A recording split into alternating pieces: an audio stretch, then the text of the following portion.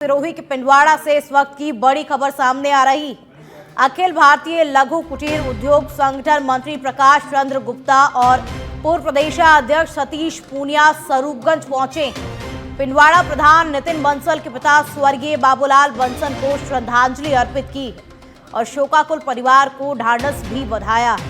लंबे समय से बाबूलाल बंसल जो हैं वो बीमार चल रहे थे और उनका निधन हो गया है। मावली विधायक पुष्कर लाल जांगी, पूर्व जिला प्रमुख चंदन सिंह देवड़ा सहित और भी कई नेताओं ने उनको श्रद्धांजलि अर्पित और लंबे समय से बाबूलाल बंसल जो हैं वो बीमार चल रहे थे, इसीलिए उनका निधन हो गया।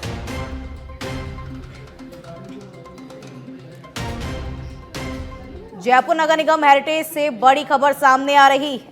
हेरिटेज निगम आयुक्त अरुण कुमार हसीजा ने एक बड़ा कदम उठाया है।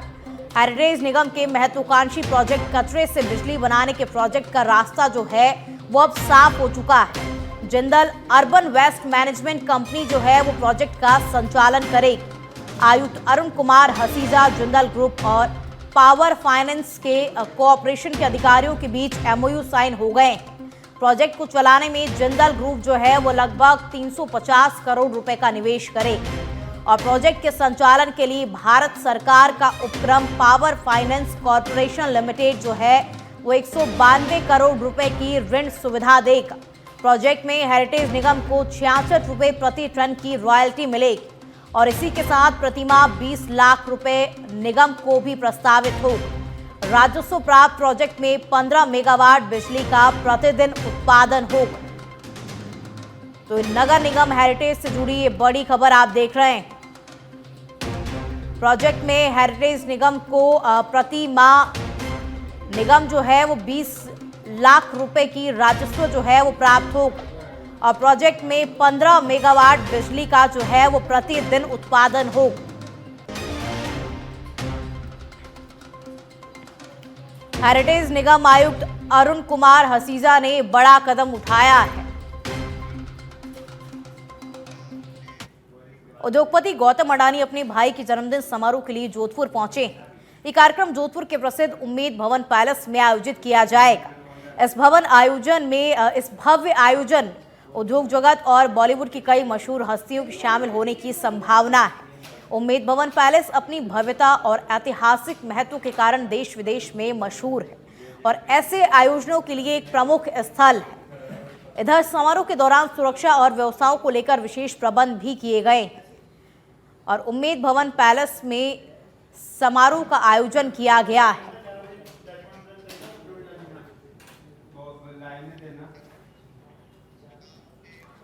पंद्रह दिसंबर को मुख्यमंत्री भजनलाल शर्मा का जन्मदिन है। सीएम 15 दिसंबर को पूथरी का लौटा जाएंगे और वहां श्रीनाथ जी मंदिर में पूजा अर्चना करेंगे और आमजन से भी सीएम मुलाकात करेंगे और उसके बाद आमजन की समस्याओं को भी सुनेंगे। 15 दिसंबर को दोपहर के बाद जो मुख्यमंत्री भजनलाल शर्मा है वो जयपुर के श्रीनाथ जी मंदिर में पूजा अर्चना करेंगे और इसके बाद आमजन से भी सीएम का मुलाकात करने का जो कार्यक्रम है वो तय हो चुका है। आपको बता दें 15 दिसंबर को राजस्थान के सीएम भजनलाल शर्मा का जन्मदिन है और इसी अवसर पर वो पहले श्रीनाथ जी मंदिर में दर्शन करेंगे, वहां पूजा अर्चना करेंगे और उसके बाद आमजन से भी मिलेंगे और उनकी समस्याओं को भी सुनेंगे। तो 15 दिसंबर को सीएम भजनलाल शर्मा का जन्मदिन है और इस अवसर पर वो सबसे पहले श्रीनाथ जी मंदिर में पूजा अर्चना करेंगे।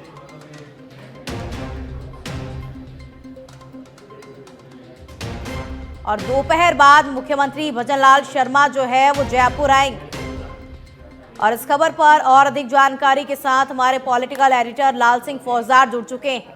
लाल सिंह, 15 दिसंबर को मुख्यमंत्री का जन्मदिन है और इस अवसर पर सबसे पहले जो है वो श्रीनाथ जी मंदिर जाने का उनका कार्यक्रम प्रस्तावित है और उसके बाद में वो आमजन से भी मिलेंगे, आमजन की समस्याओं को भी सुनेंगे। क्या कुछ पूरी जानकारी है, क्या अपडेट है?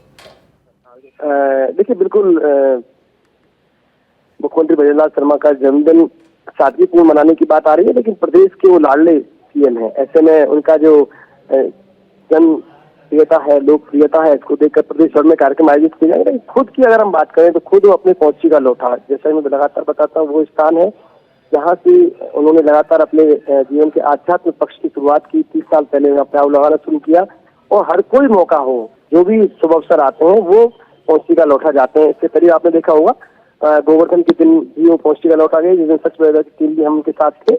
और अब 15 दिसंबर को जब उनका जन्मदिन होगा तो पहुंची का लौटा जाएंगे, अपने आराध्य के दर्शन करेंगे, पूजा अर्चना करेंगे।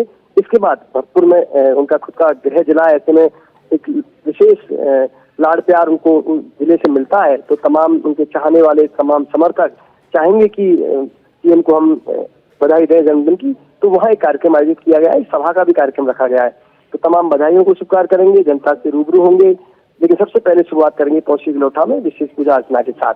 बिल्कुल लाल सिंह, तो 15 दिसंबर को भजनलाल शर्मा का जन्मदिन है और इस अवसर पर वो सबसे पहले श्रीनाथ जी मंदिर में पूजा अर्चना करेंगे और उसके बाद आमजन से भी मिलने का जो कार्यक्रम है वो सीएम का तय हो चुका है। लाल सिंह, बहुत धन्यवाद ये तमाम जानकारी हम तक पहुंचाने के लिए।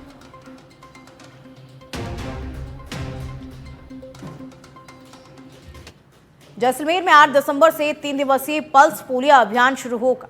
पहले दिन बूथों पर 0 से 5 की उम्र के बच्चों को पोलियो खुराक पिलाई जाएगी और उसके बाद 2 दिन घर घर जाकर वंचित बच्चों को दवा पिलाई जाएगी, जिसमें जिले में 1,05,000 बच्चों को पोलियो खुराक देने का लक्ष्य है।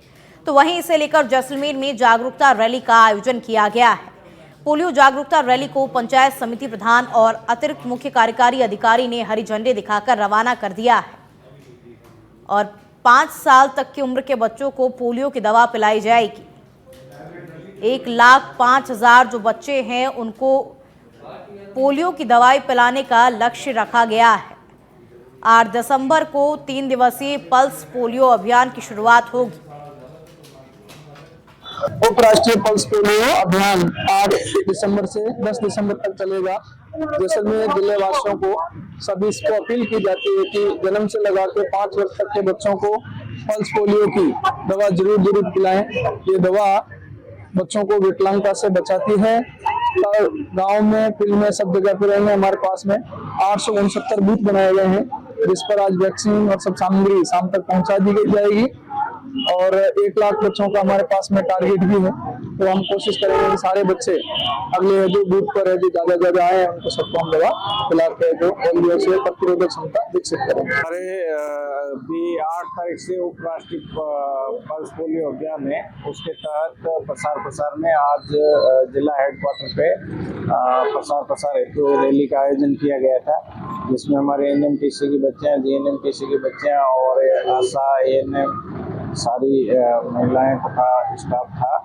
और ये रैली सिटी से होते हुए, गोपा चौक से होते हुए और इनका लास्ट में अपने बीएसएफ की स्थापना के 60 वर्ष पूर्ण होने पर बीएसएफ के जोधपुर स्थित प्रशिक्षण केंद्र में फुल ड्रेस रिहर्सल का आयोजन है।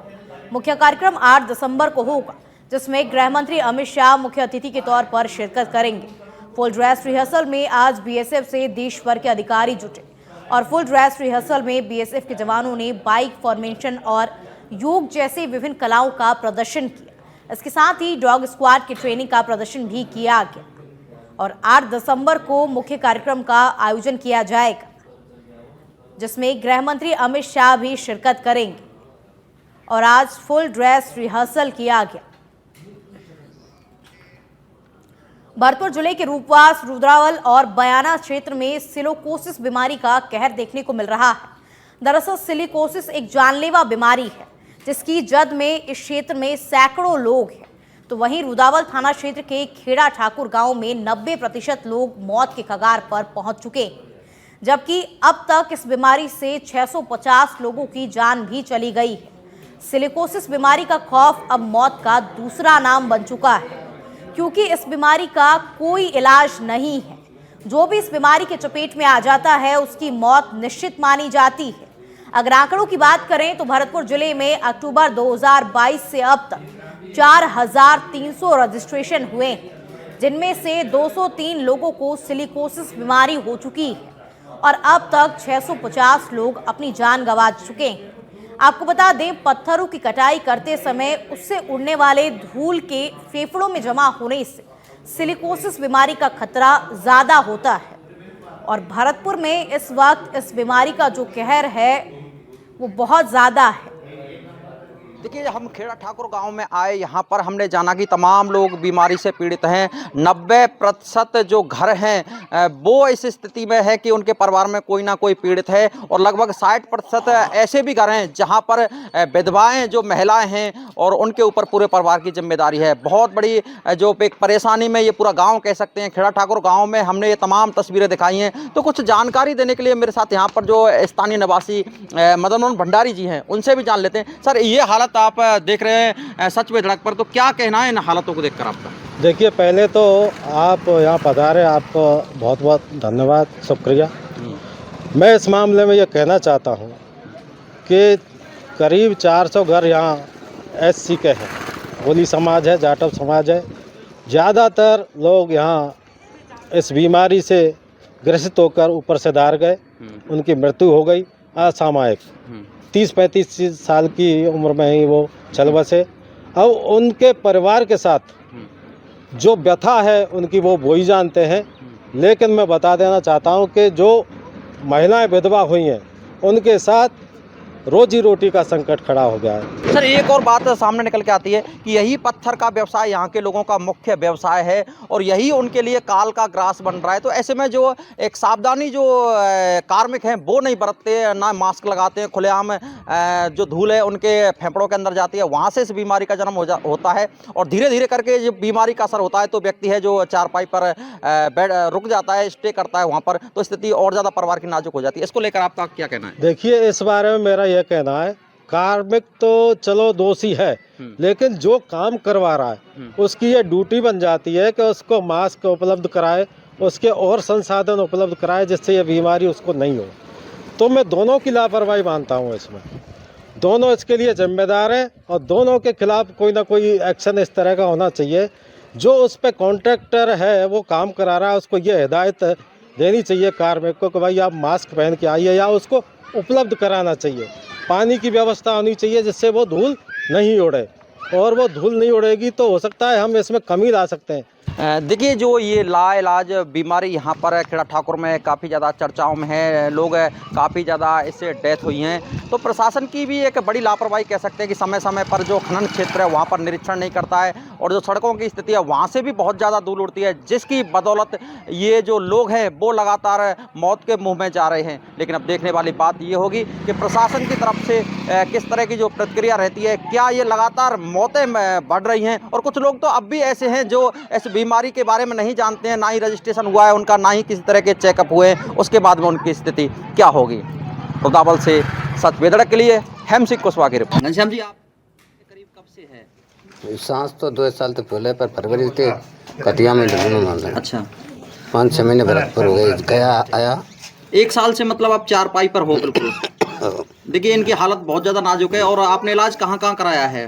भरतपुर, आगरा, जयपुर, बयानी, खिल्ला, मन से नहीं करा लूँ। मेरे साथ परिवार बहुत दुखी है। मेरे भाई भी संग नहीं देते, मैंने कर्ज पे ले लेके शादी करी, मेरी हालत खराब है बिल्कुल। वो मेरा कोई 2 पैसा गांव में दे नहीं, बस्ती में वो कहीं सरकार तक कोई बाजार में बनिया भी उधार नहीं देते, सौदा भूखा मर रहा हूँ समझ लो। गोविंदा जी, कब से आप बीमारी से पीड़ित हैं? करीब 2.5 साल हो गए। अच्छा, उसके बाद में काम धंधा बंद है सर। अच्छा, सरकार की तरफ से किस तरह का लाभ मिला है आपको? सरकार की तरफ से जो ये सिलिकोस का पट्टा बना था उसमें 3 लाख रुपए मिले थे। अच्छा, उसके बाद में कोई? उसके बाद में क्या है कि पेंसिल बांध दी गई और कोई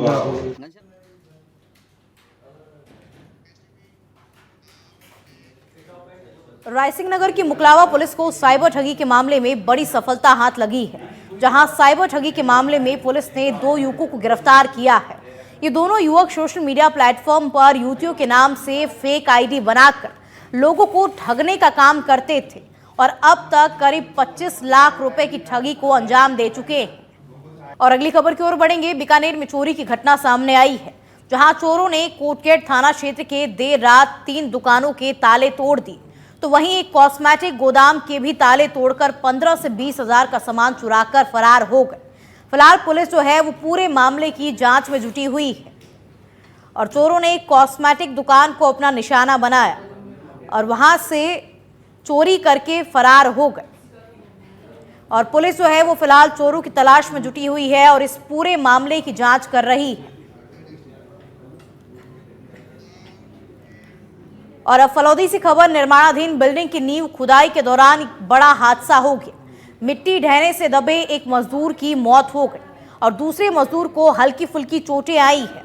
मलार निवासी ने बताया कि मृतक मजदूर जो है वो दिनेश बावरी फलौदी के आदर्श नगर का रहने वाला है और यह आदर्श नगर की पूरी घटना है। और एक मजदूर की मौके पर ही मौत हो गई जबकि दूसरे को हल्की चोटें आई हैं और मिट्टी ढहने के बाद में मजदूर मिट्टी में नीचे दब गए, जिसकी वजह से ही पूरी घटना हुई। फलौदी के आदर्श नगर की ये पूरी घटना है।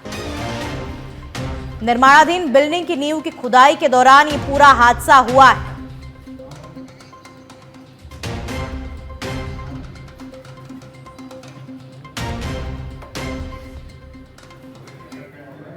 बंदा काम कर रहा था, उस वक्त ढह गई, ढहने से बच्चा खत्म हो गया। क्या ढहा? जमीन ढही या जो जमीन ढही है उसके नीचे? जयपुर के खाद्य सुरक्षा विभाग की टीम ने ब्रह्मपुर इलाके के कृष्ण बेकरी और भवानी बेकरी पर छापेमारी की। इस दौरान मौके पर बहुत अनियमितताएं देखने को मिली है। ट्रे प्लेटों में गंदगी मिली और साफ सफाई का कोई भी ध्यान नहीं रखा जा रहा था। साथ ही आटे में भी मिलावट मिली है। अतिरिक्त आयुक्त पंकज ओझा ने कहा कि खाद्य सुरक्षा टीम की ओर से लगातार इस तरह की कार्रवाई जो है वो जारी रहेगी, क्योंकि आमजन की सुरक्षा के साथ में कोई भी खिलवाड़ नहीं किया जाएगा। इसीलिए खाद्य सुरक्षा विभाग जो है वो लगातार इस तरह की कार्रवाई कर रहा है और जहां भी किसी भी प्रकार की कोई मिलावट मिल रही है उस पर एक्शन लिया जा रहा है। और जोधपुर से बड़ी खबर सामने आ रही है, जहां बीच सड़क पर मजाक करना अब भारी पड़ गया है। दो युवक आपस में मजाक कर रहे थे। इस दौरान एक युवक भागने लगा सड़क पर, तो वहीं दूसरी तरफ से कार आई और युवक को चपेट में ले ली। आपस में मजाक कर रहे थे युवक और कार आई और युवक को चपेट में ले लिया और गंभीर अवस्था में युवक को फिलहाल अस्पताल में भर्ती करवाया गया है और युवक की हालत जो है वो फिलहाल चिंताजनक बताई जा रही है। घटना का सीसीटीवी फुटेज भी सामने आया और सड़क